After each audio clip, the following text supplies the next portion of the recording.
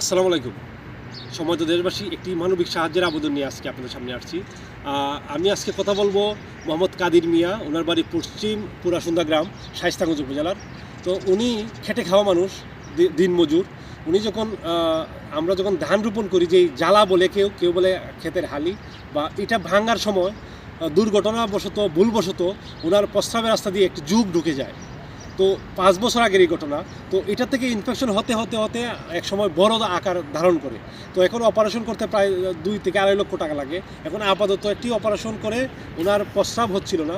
প্রস্রাবের নাল মানে লতের মাধ্যমে, নালীর মাধ্যমে প্রস্রাবটা এখন করা লাগে ওনার। তো উনি আসলে অর্থবিত্ত নাই, গরিব মানুষ। এই জন্য সাহায্যের আবেদন জানাচ্ছেন আমার মাধ্যমে।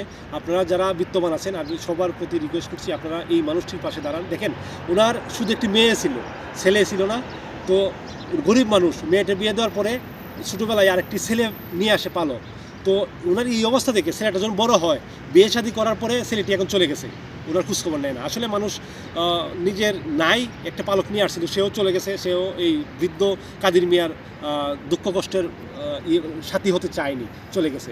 এখন খুবই অসহায়ভাবে উনি আছেন, ওনার জীবনযাপন করতেছেন, এবং ওনার চিকিৎসার জন্য 2 থেকে 2.5 লক্ষ টাকা তার দরকার। এই আপনারা যারা বিত্তমান আছেন, সকলের প্রতি আকুল আবেদন, আপনারা ওই কাদির মিয়ার পাশে দাঁড়ান।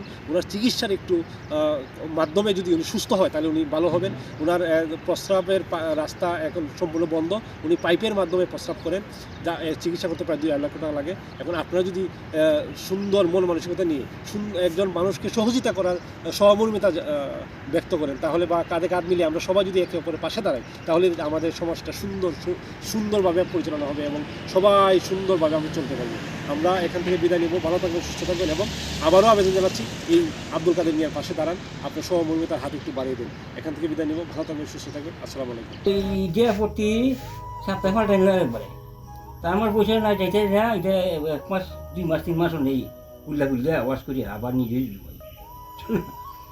একটা একটাই দিয়ে 5 মাস নেই, বুঝছো।